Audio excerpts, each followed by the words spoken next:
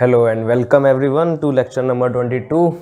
आज क्या पढ़ेंगे? Lissajous figures, method to find frequency ratio and damped harmonic oscillator. आपका आगे जो बचा है कुल मिलाकर 2 या मैक्सिमम 3 लेक्चर। ठीक, ट्राई करेंगे कि 2 में ख़त्म हो जाए और थोड़ा शॉर्ट में पढ़ेंगे सब कुछ, ज़्यादा लेंदी नहीं पढ़ेंगे, ज़्यादा डेरिवेशन नहीं करेंगे। तो सबसे पहले स्टार्ट करते हैं लीसा-जूस फिगर्स क्या होते हैं। तो हमने लास्ट लेक्चर में क्या कंप्लीट किया था? लास्ट लेक्चर में हमने छोड़ा था कि आपका जब भी आपका 2 वेव सुपर इम्पोज करेंगी, ठीक है, 2 तरीके से सुपर इम्पोज करती हैं। एक करती हैं जब दोनों सेम डायरेक्शन में मूव कर रही हैं तब, ठीक है, जब दोनों सेम डायरेक्शन मूव कर रही हैं तो वेव का फॉर्म कुछ ऐसा होता है, x1 equals to a1 sine this and x2 equals to a2 sine this. ठीक, तो कुछ ऐसा फॉर्म होता है यहाँ पर kx माइनस ओमेगा टी और इधर kx माइनस ओमेगा टी। तो x1 और x2 क्या इस शो कर रहे हैं कि यहाँ पर दोनों वेव्स सेम डायरेक्शन में मूव कर रही हैं। यहाँ पर भी आपको डायरेक्शन दे सकता है आई कैप, तो दोनों क्या हो रहा है, सेम डायरेक्शन में मूव कर रही हैं। बट एक दूसरा जो सुपर इम्पोजिशन होता है उसमें क्या होता है आपका x एंड y, एक x का वेव और एक y का वेव, मतलब कि एक x डायरेक्शन मूव कर रहा है, एक y डायरेक्शन मूव कर रहा है। तो जब ये सुपर इम्पोजिशन होता है तो इसको बोलते हैं परपेंडिकुलर सुपर इम्पोजिशन। ठीक है, जब दोनों जो SHM है आपके वो परपेंडिकुलर है। ठीक, तो इसमें जो आपका सिंपल हार्मोनिक मोशन बनेगा तो वो किस टाइप का बनता है? एक इलिप्स टाइप का बनता है। और इलिप्स कैसा रहता है? इसमें कुछ ऐसा या फिर आपका सर्कुलर भी बन सकता है, और ऐसा या फिर ऐसा। ठीक है, वो आपका डिपेंड करता है कि यहाँ पर फेज एंगल क्या है। ठीक, फेस के हिसाब से आपका इलिप्स जो ऐसे चेंज हो जाता है, और आपका एम्पलीट्यूड के हिसाब से इलिप्स रहेगा या सर्कल रहेगा वो आपका हम देख चुके हैं पिछले क्लास में। अब बात आती है कि अगर आपका ये दोनों वेव्स हों, ठीक, अच्छा, ये जो सुपर इम्पोजिशन था हमारा, ये तब था, इलिप्स तब बनता है हमारा जब क्या हो, हमारा फ्रिक्वेंसी दोनों का सेम हो। x का जो फ्रिक्वेंसी और y का जो फ्रिक्वेंसी वो सेम है अगर, तो हमारा ऐसे इलिप्स बनते हैं। अगर तीसरा आएगा कि दोनों सुपर इम्पोज जो कर रहे हैं वो परपेंडिकुलर हैं, लेकिन जो उनके फ्रिक्वेंसीज हैं वो डिफरेंट हैं। अगर फ्रिक्वेंसीज डिफरेंट हैं तो जो हमारे पास पैटर्न ये बनता है इसको बोलते हैं हम लीसा-जूस फिगर्स। ठीक, इनको बोलते हैं हम लीसा-जूस फिगर्स। जो बच्चे ग्रेजुएशन में हैं उन्होंने देखा होगा, अपनी लैब में देखा होगा, जो हम CRO में जो डिफरेंट इनपुट्स देते हैं, ठीक, एक voltage input 1, voltage 2 in input 2, and जब दोनों को सुपर इम्पोज करवाते हैं तो उसमें पैटर्न्स बनते हैं। तो वो पैटर्न्स ही क्या है आपके? लीसा-जूस फिगर्स। बेसिकली लीसा-जूस फिगर्स में ये सारी चीज़ें आ जाती हैं, लेकिन मेनली हम लीसा-जूस फिगर्स की बात तभी करते हैं जब हमारा ω1 is not equals to ω2 and आपका जो फ्रिक्वेंसीज है वो क्या हो, जो आपका जो वेव्स हैं वो क्या हो, एक दूसरे के परपेंडिकुलर आ रही हो। ठीक, तो ये आपका जो होगा आज यही पढ़ेंगे लीसा-जूस फिगर्स। तो आपको आइडिया हो गया क्या होगा लीसा-जूस फिगर्स में? आपका ω1 इज नॉट इक्वल्स टू ω2। तो पहला वेव का फॉर्म लिख देता हूँ मैं, x equals to a1 sine of ω t plus delta, ω1 ले लो, and y equals to a2 sine of ω2t। दोनों का ω1 ω2 है, ठीक है, डिफरेंट है, और एम्पलीट्यूड भी डिफरेंट है और फेज डिफरेंस भी है। तो सबसे ज़्यादा ये क्या हो गया, सबसे जनरल केस हो गया आपका। इससे ज़्यादा जनरल तो कुछ नहीं हो सकता। दोनों सेम डायरेक्शन में नहीं है, दोनों का एम्पलीट्यूड भी डिफरेंट है, दोनों की फ्रीक्वेंसी भी डिफरेंट है, और कुछ फेज डिफरेंस भी है। ठीक है, तो सारा जनरल केस इसमें आ गया। अब इसमें ω1 इक्वल्स टू ω2 हो जाएगा, तो इसी से आप निकाल सकते हैं। तो जब ऐसी वेव्स मेरी सुपर इम्पोज करेंगी तो क्या होगा, जब ऐसी वेव्स मेरी सुपर इम्पोज करेंगी तो हम इसको पूरा डिटेल में नहीं पढ़ेंगे, इसका डेराइवेशन नहीं पढ़ेंगे, हम कुछ केसेस लेकर पढ़ेंगे। Case 1, first part, when ω1 is equals to twice of ω2। ठीक, जब मेरा फ्रीक्वेंसी रेशियो क्या होगा, फ्रीक्वेंसी रेशियो इज 2:1। जब 2:1 का मेरा रेशियो होगा या 1:2 का, तो हम ये चीज़ पढ़ेंगे, पहला केस। फिर उसके बाद 3:1 में जाएंगे।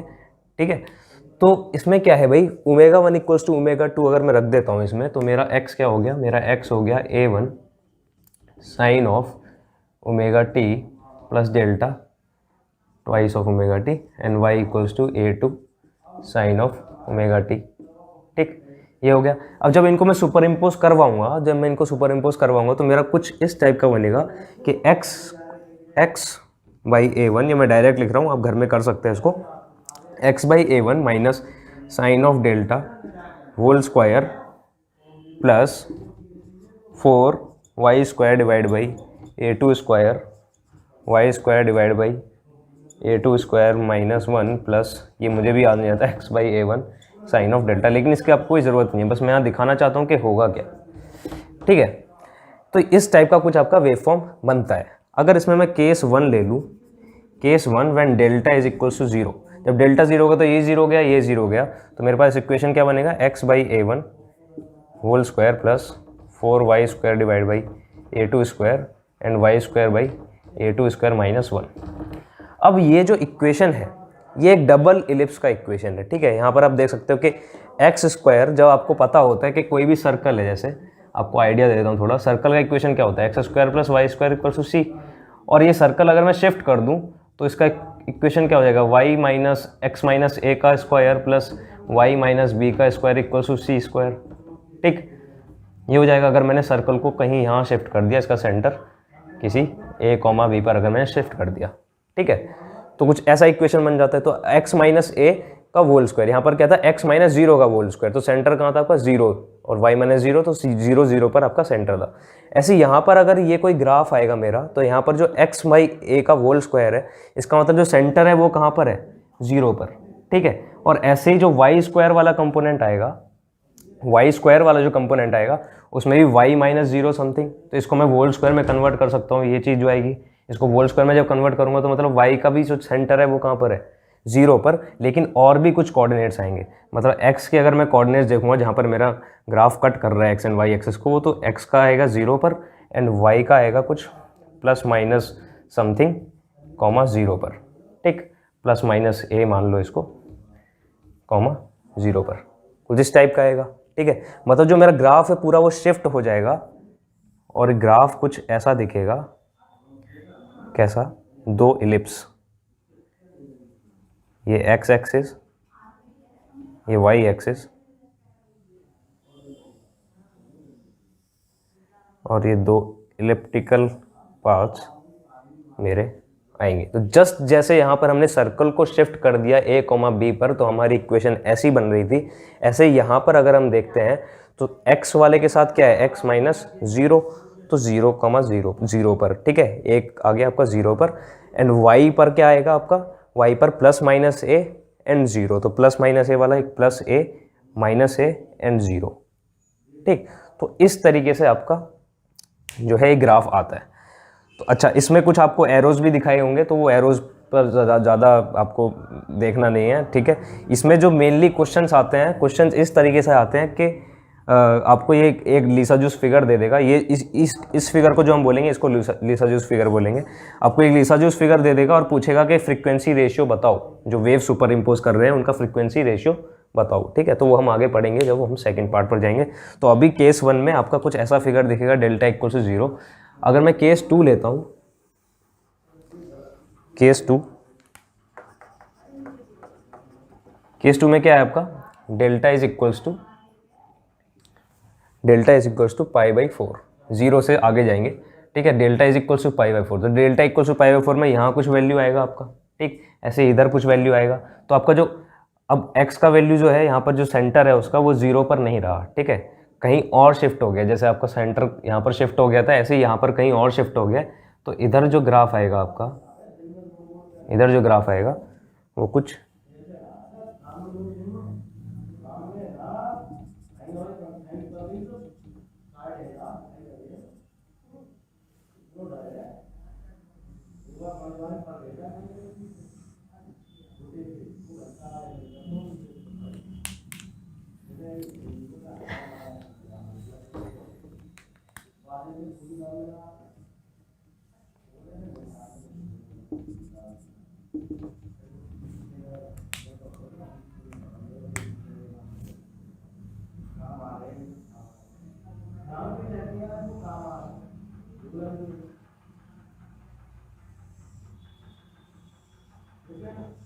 कुछ इस टाइप से आएगा। ठीक है, यहाँ पर एक पॉइंटेड नहीं है, कर्व होगा, कुछ इस टाइप से ग्राफ आएगा। तो जो x का जो जो x वाला जो जहाँ पर कट करेगा वो कहाँ पर करेगा, माइनस 1/√2 पर, 1/√2 पर। तो इधर यहाँ कट कर रहा है, आप देख सकते हैं। ठीक है, तो x में थोड़ा सा शिफ्ट हो गया आपका ग्राफ, जो यही ग्राफ था आपका थोड़ा सा क्या हो गया, x की तरफ शिफ्ट हो गया। तो दो लोब्स आपके दो लोब्स ही रहे, थोड़ा x की तरफ शिफ्ट हो गया। ठीक, तो ये इस टाइप से आता है। अच्छा, अब अगर मैं delta equals to pi by 4 की जगह delta equals to pi by 2 कर देता हूँ, इसको मैं मिटा देता हूँ इधर से, तो delta equals to pi by 2 कर दूँ अगर, तो यही ग्राफ क्या होगा, case 3 delta equals to pi by 2। तो delta equals to pi by 2 पर आप इक्वेशन में डालकर देखिएगा sine pi by 2 equals to 1, तो जो आपका ग्राफ है वो आपका पूरा इस डायरेक्शन में शिफ्ट हो जाएगा। ठीक है, कुछ इस तरीके से आपका ग्राफ बनेगा। अच्छा, अब केस 4 समझ रहे हैं ना, केस थ्री में जब delta equal to pi by 2 किया तो x by A one minus sine pi by 2, sine pi by 2 is 1, तो x by A one minus 1 का whole square plus 4y square divide by A two square and y square divide by A two square minus 1 plus 1 का whole square. ठीक है, तो plus 1 minus 1 वहाँ से cut गया, तो प्लस 1 माइनस 1 जब वहाँ से, अच्छा यहाँ पर x बाई ए वन भी होगा आपका, x बाई ए वन, तो ठीक कुछ इस टाइप का बना। तो यहाँ पर अगर देखेंगे तो x का जो सेंटर ग्राफ का जो सेंटर है वो 1 यूनिट खिसक गया इधर की तरफ। ठीक है, तो ये कितना हो जाएगा, यहाँ पर 1 यूनिट इधर की तरफ आ गया, तो अभी यहाँ कट करेगा वो x एक्सिस को। ठीक, और जो y का जो ग्राफ है वो कहीं यहाँ पर और यहाँ पर कट करेगा। ठीक है, तो पूरा ग्राफ ऐसे आपका और ज़्यादा शिफ्ट हो जा रहा है। ठीक, तो ये आपको थोड़ा ध्यान दीजिएगा इस पर, तो समझ में आ जाएगा, सोच कर देखिएगा। अब delta equals to pi by 2 से अगर delta equals to pi by 3 pi by 4 रख देते हैं। जब 3 पाई बाई 4 रखेंगे तो 3 पाई बाई 4 पर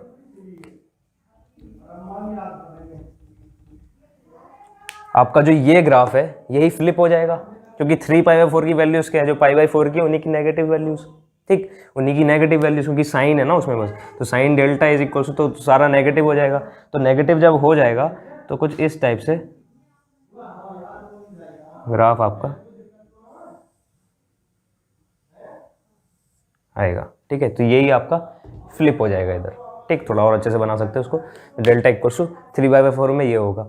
अब अगर मैं आगे चलता हूँ और डेल्टा इक्वल्स टू पाई कर दूंगा, तो जब डेल्टा इक्वल्स टू पाई करूंगा, केस 5 डेल्टा इक्वल्स टू पाई में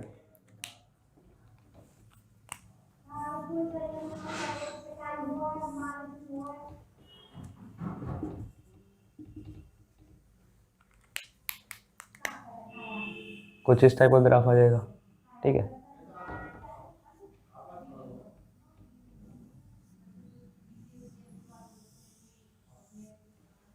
ठीक, तो ये बनेगा। तो जो पूरा डायग्राम है वो आपका फ्लिप कर गया, इसमें भी पूरा फ्लिप कर गया, जो जीरो वाला था वो फ्लिप हो गया पूरा, तो सेम ही ग्राफ बनेगा आपका। ठीक, तो इस तरीके से आप लीसाजूस फिगर्स को ऑब्जर्व कर सकते हैं कि अगर x में कितना शिफ्ट आ रहा है तो ग्राफ किधर की तरफ जाएगा, y में कितना शिफ्ट आ रहा है तो y की तरफ कितना शिफ्ट होगा। ठीक है, तो जब यहाँ पर चेंज होता है तो ऐसे खिसक जाता है, और y में चेंज होता है तो ऊपर नीचे ऐसे खिसक जाता है। ठीक, तो ये आपका कंडीशन है जब x और y आपका इस तरह दिया हो। अगर मेरा डेल्टा थोड़ा शिफ्ट होता है तो यही ग्राफ आपके थोड़े से शिफ्ट हो जाते हैं, अगर मेरा डेल्टा चेंज होता है तो, जो कि आपके पास जो स्टडी मटेरियल है उसमें आप देख सकते हैं डिफरेंट एग्जांपल्स इसके। सब कुछ इजी है, इसमें कुछ ज़्यादा नहीं है। अब देखते हैं हम 3 वाले में क्या होगा, जब रेशियो आपका 3:1 है। जब 3:1 रेशियो है, सेकेंड पार्ट ω1 इक्वल्स टू 3ω2, अगर इस टाइप से दिया हुआ है तो क्या होगा, जो अभी आपके 2 लोब्स बन रहे थे वही आपके 3 लोब्स बनने शुरू हो जाएंगे। तो इसमें जो होगा कुछ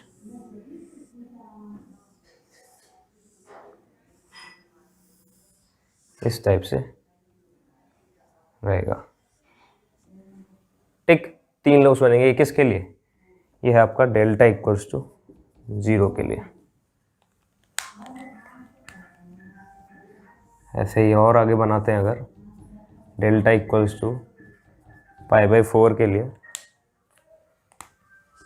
तो यही ग्राफ आपका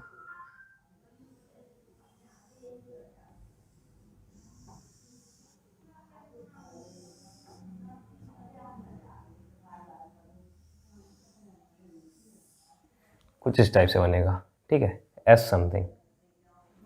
ठीक, तो आपके पहले कितने बन रहे थे, 2 लोब्स, अब कितने बन रहे, 3 लोब्स, 1 2 3। अब यही अगर मैं आगे चलता हूँ, डेल्टा इक्वल्स टू π/2 में, तो π/2 में कितना बनना चाहिए, जो आपका पहले पैराबोला बन रहा था। ठीक है, तो यहाँ पर क्या बनेगा, डबल पैराबोला टाइप बनेगा।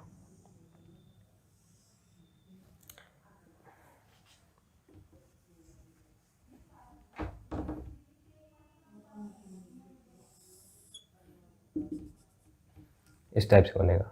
ठीक, डेल्टा इक्वल्स टू 3π/4 में देखते हैं, तो डेल्टा इक्वल्स टू 3π/4 में जस्ट यही चीज़ उल्टी हो जाएगी। ग्राफ इधर से स्टार्ट होगा, इधर जाएगा,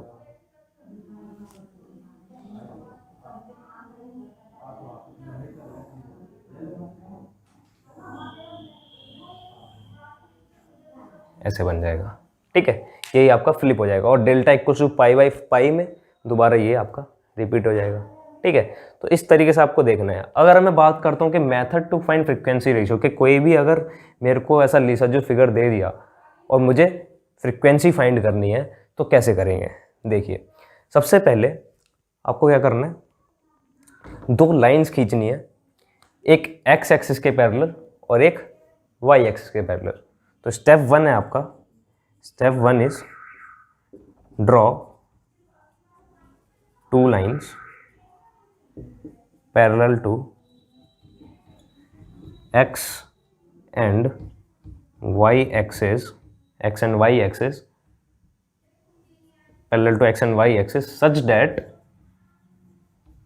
वो लाइन इस तरह से खींचनी है हमें, such that they intersect the figure at maximum points।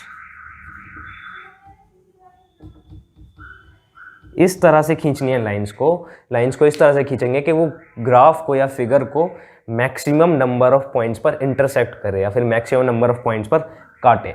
जैसे कि एग्जांपल के तौर पर अगर मैं यहाँ पर देखता हूँ, ठीक, 3:1 रेशियो में, तो 3:1 रेशियो में अब मुझे x के पैरेलल पहले ग्राफ खींचना है। तो x के पैरेलल मैं कौन सी लाइन खींचूंगा, x के पैरेलल मेरे पास बहुत सारी लाइन है, जैसे कि ये भी एक लाइन है, एक ये लाइन है, एक ये लाइन है, ठीक, एक ये लाइन है, ठीक, इस टाइप की, ये 3 टाइप की लाइन आएंगी यहाँ पर। ठीक, ये 3 टाइप की लाइन आएंगी। तो इसमें देखिए, जो ये वाली लाइन है, लाइन फर्स्ट, ये कितनी जगह टच करेगी ग्राफ को, ये बस एक जगह पर, जहाँ पर ये दोनों ग्राफ्स, ये दोनों लोब्स टच कर रहे हैं एक दूसरे को, बस वहाँ इंटरसेक्ट कर रही है, तो इसको हम नहीं कंसिडर करेंगे। ठीक है, कंसिडर कौन सी करेंगे, या तो ये वाली या फिर ये वाली, जो कहाँ पर कर रही है, मैक्सिमम 2 पॉइंट्स पर, और इससे ज़्यादा और कहीं इंटरसेक्ट नहीं करेंगे इस वाली ग्राफ में, आप देख सकते हैं। ठीक, तो यहाँ पर मैक्सिमम 2 पॉइंट्स पर इंटरसेक्ट कर रही है, तो x वाली जो है वो मैक्सिमम 2 पॉइंट्स पर कर रही है। अब y वाली, कोई भी एक लाइन ले सकते हैं आप इसमें से, y वाली अगर देखते हैं तो y वाली एक ये वाली लाइन हो सकती है आपके पास, ठीक, एक ये वाली लाइन हो सकती है, ठीक है, और एक बाहर वाली हो सकती है। ठीक, तो ये वाली लाइन जो है, इसमें पॉइंट्स देखिए कितने, 1 2 3 4, इसमें 4 पॉइंट्स हैं सिर्फ। लेकिन इस वाली लाइन में 1 2 3 4 5 6, इसमें कितने आ रहे हैं, 6 पॉइंट्स। तो कौन सी कंसीडर करेंगे, ये वाली नहीं करेंगे। तो आपको मैक्सिमम नंबर ऑफ कट्स देखने हैं, कौन सी लाइन बना रही है। ठीक है, जो line maximum number of cuts बनाएगी, जो मैक्सिमम नंबर ऑफ पॉइंट्स पर इंटरसेक्ट करेगी, वो दोनों लाइन आप कंसीडर करेंगे। ठीक, अब आगे क्या करना है, स्टेप 2, अब आपको देख लेना है कि जो आपने एक्स एक्सिस वाली लाइन ली, जैसे कि हम एग्जांपल पर ये वाली लाइन ले लेते हैं, इसको निकाल दो, इसको निकाल देते हैं, इसको भी निकाल देते हैं, इसको भी निकाल देते हैं।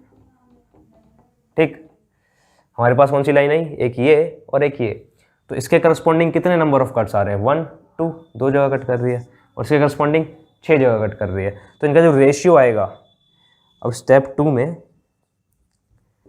Number of lines, number of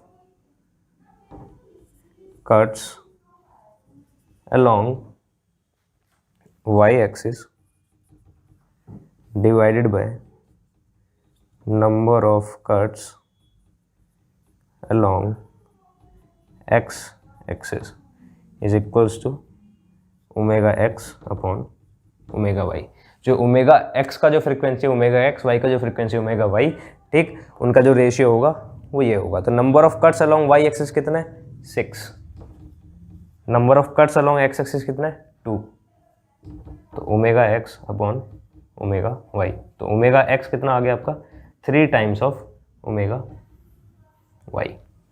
ठीक, ऐसे ही आप ये एक्सरसाइज रिपीट कर सकते हैं। जैसे यहाँ पर अगर मैं देखता हूँ तो यहाँ पर ये मैक्सिमम कट यहाँ पर होगा, ठीक, और इधर कहीं मैक्सिमम कट आपका ऐसे होगा। तो जो मैक्सिमम कट यहाँ पर इस वाली लाइन में 2 है और मैक्सिमम लाइन कट इस पर है 1 2 3 4 5 6, तो यहाँ पर 6, तो रेशियो कितना आएगा? 3:1 का। ठीक है, फ्रीक्वेंसी रेशियो 3:1 का। ऐसे ही आप यहाँ पर भी देख सकते हैं, इसमें अगर मैक्सिमम कट यहाँ पर होगा तो कितना? 1 2 3, ठीक, और मैक्सिमम कट एक्स एक्सिस के अलोंग सिर्फ एक ही जगह होगा, ऐसे कहीं भी बना सकते हैं। यहाँ पर भी बनाऊंगा तो एक ही कट आएगा मेरे पास, ठीक। तो 1 2 3 एंड इसके करस्पॉन्डिंग 3 है, इसके करस्पॉन्डिंग 1 है, तो रेशियो कितना आएगा? 3:1। ऐसे आप 2 वाले में देख सकते हैं। 2 वाले में अगर करके दिखाएं आपको, तो 2 वाले में आपको 2 लोब दिए हुए हैं, ठीक। तो वाई एक्सिस के अलोंग कट बनाइए, एक्सिस के अलोंग कट बनाइए, तो 1 2 3 4 जगह कट करेगा, और यहाँ पर 1 2 जगह कट करेगा, 2 4, तो रेशियो कितना आएगा? 2:1 का। ठीक है, तो काफ़ी इजी हो गया लीसाजूस फिगर्स आपका। तो ऐसे आपको लीसाजूस फिगर करना है, कोई दिक्कत नहीं आएगी इसमें। अब आगे जो हमारा टॉपिक है वो है डैम्प्ड हार्मोनिक ऑसिलेटर।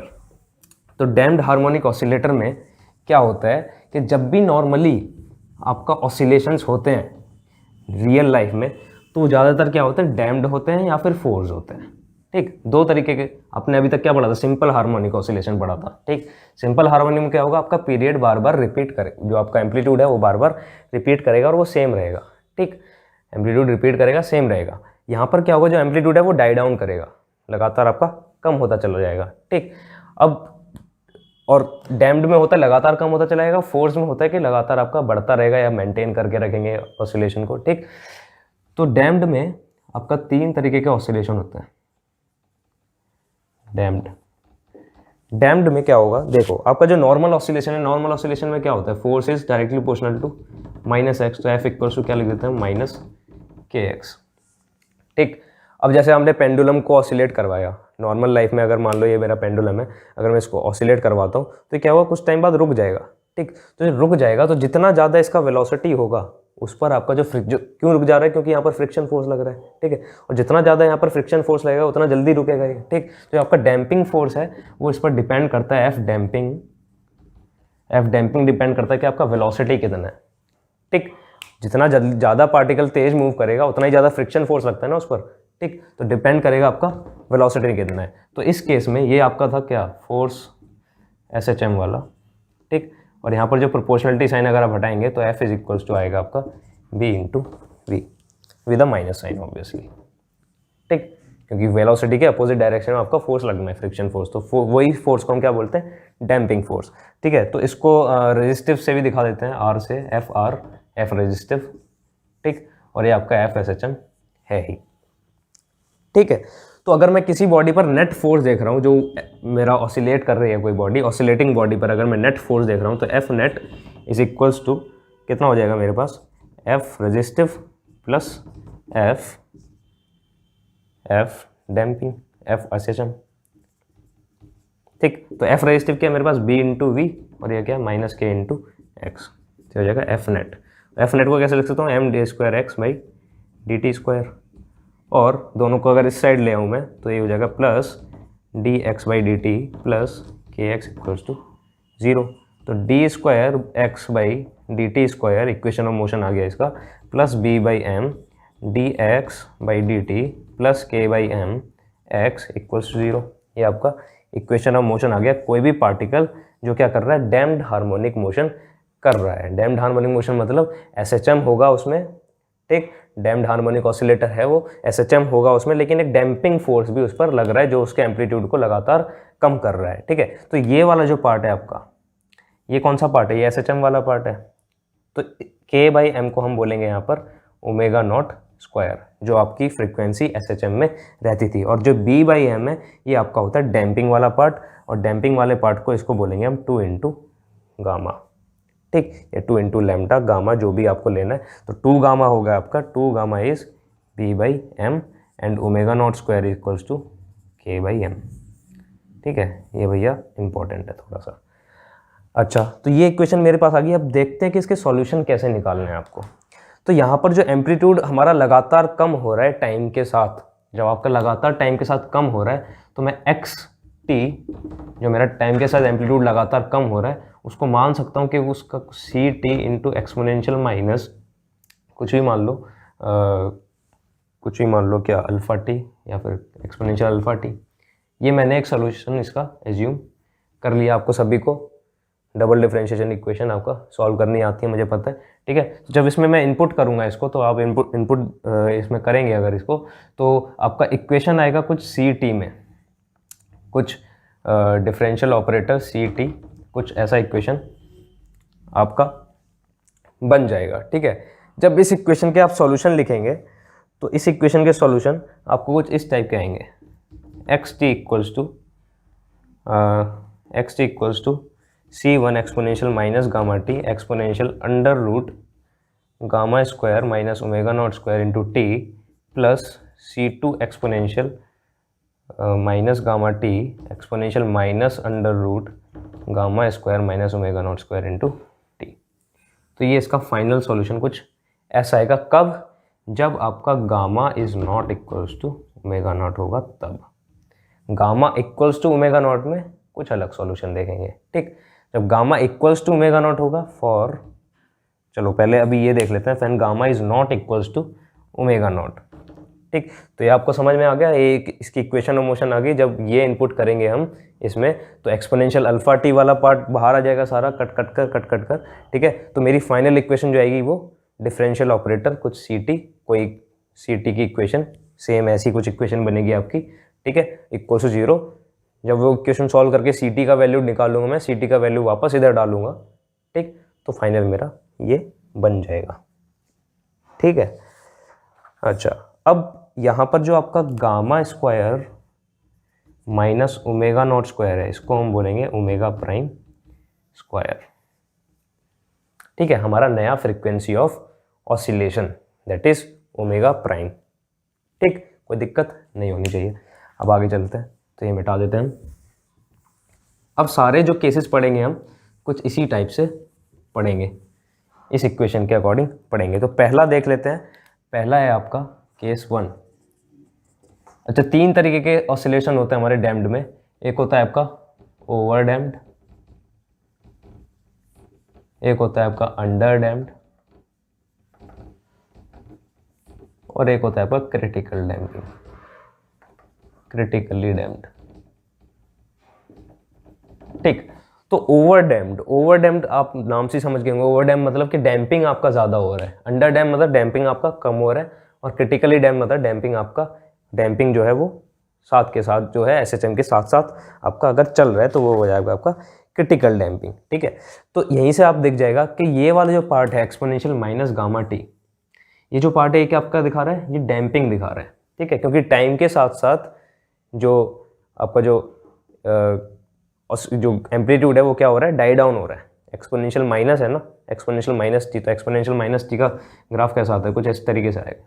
ठीक, कुछ इस तरीके से ग्राफ आएगा। ठीक है, तो टाइम जैसे जैसे बढ़ेगा तो ऐसे ऐसे एम्पलीट्यूड उसका कम होता चला जाएगा। ठीक है, और ये वाला जो पार्ट है, ये जो पार्ट है ये आपका दिखाएगा एसएचएम। ठीक, ये वाला क्या दिखाएगा आपका एसएचएम। अच्छा भैया, आगे चलते हैं।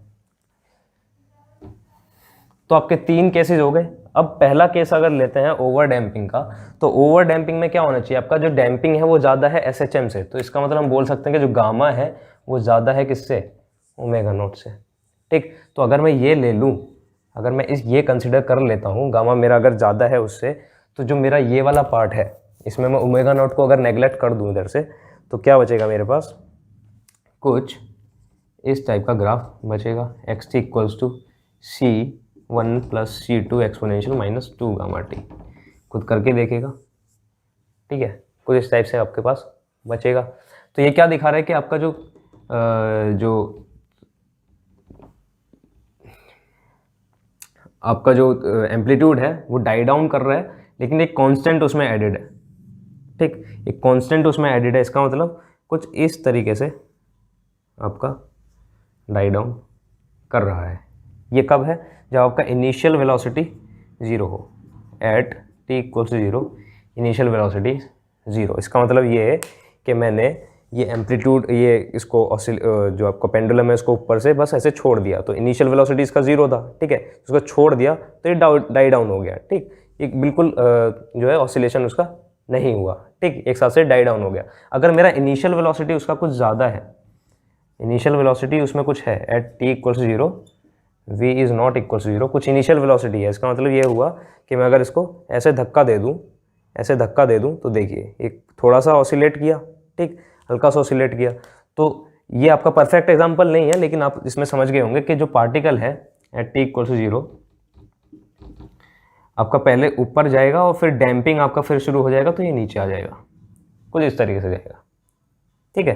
पहले वेलोसिटी की वजह से थोड़ा एम्पलीट्यूड बढ़ा उसका, लेकिन फिर डाई डाउन हो गया। तो ये at t equals 0 when velocity is not equals 0, ये at t equals 0 when velocity is equals to 0। ये टाइम है, ये आपका एम्पलीट्यूड है, ठीक। तो इसमें जो हो रहा है आपका ऑसिलेशन नहीं हो रहा है, क्योंकि ये क्या है, ओवर डैम्पिंग है, ठीक। अब अगर आपका अंडर डैम्पिंग देखें, ये आपने देख लिया, तो अंडर डैम्पिंग में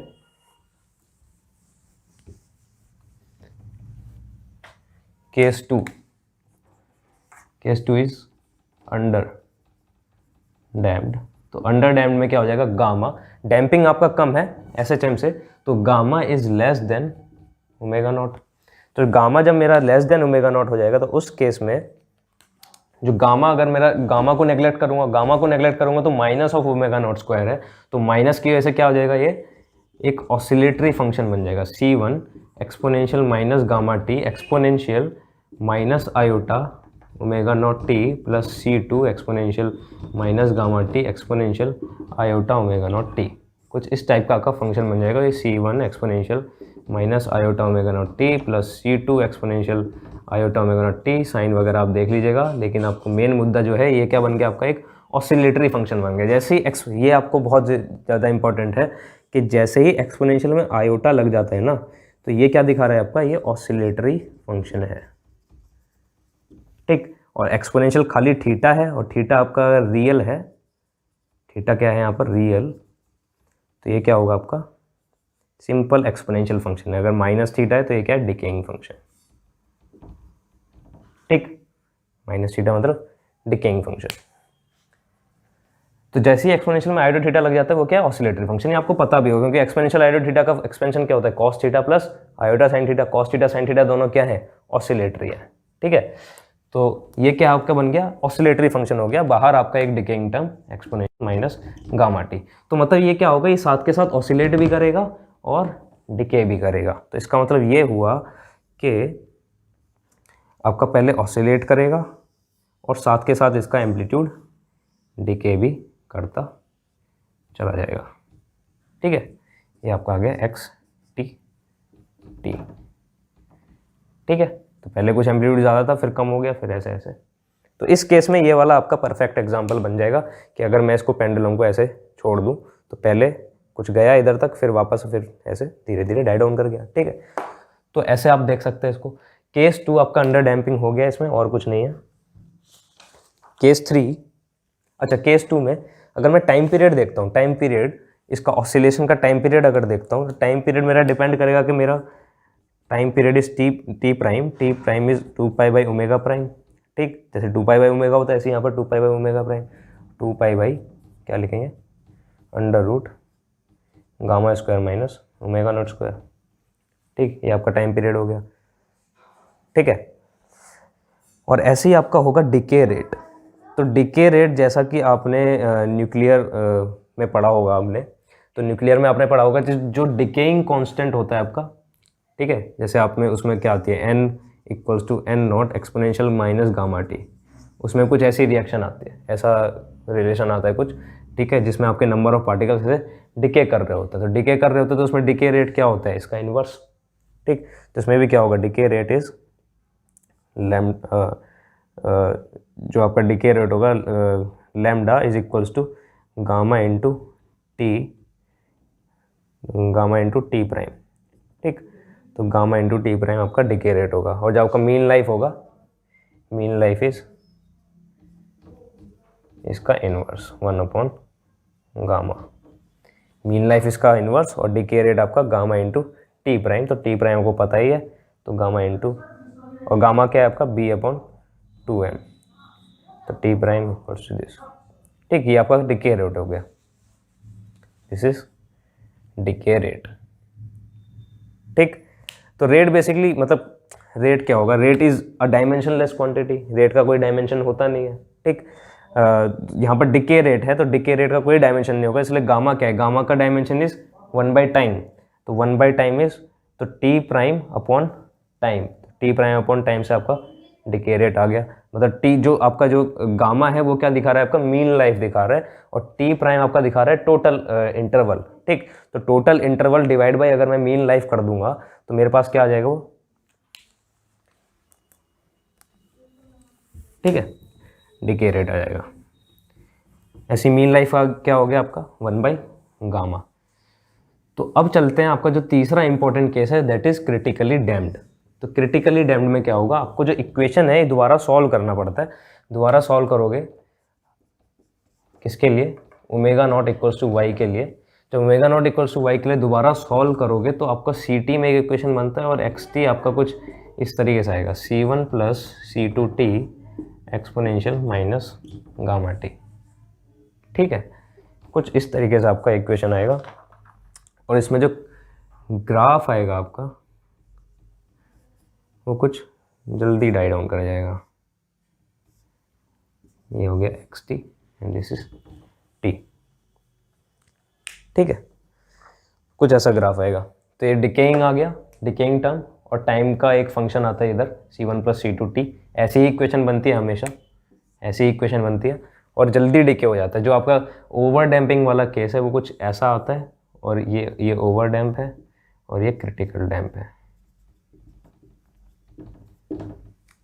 ठीक। तो भैया ये आपका डैम्प हार्मोनिक ऑसिलेटर हो गया पूरा। अगर इसमें कोई डाउट है तो कमेंट्स में या फिर मेरे को मैसेज या फिर जो भी आपको करना है उसमें आप पूछ सकते हैं, डाउट सेशन में पूछिए, ठीक है। मुझे नहीं लगता कोई इसमें कोई बड़ी बात है, ठीक। यही आपको इक्वेशन फॉलो करनी है, और अंडर डैम्प ओवर डैम्प्ड का आपको अगर आइडिया है तो आप सीधे सीधे बता सकते हैं कि कैसा उसका ग्राफ होगा, ठीक है। तो मिलते हैं अगली वीडियो में, आज के लिए इतना ही। और अगली वीडियो में क्या स्टार्ट करेंगे हम, फोर्स्ड वाइब्रेशन, और उसके बाद आपका थोड़ा बहुत जो है आपका, और देखते हैं क्या बचेगा, ठीक है। तो अगली वीडियो मिलते हैं, नमस्कार।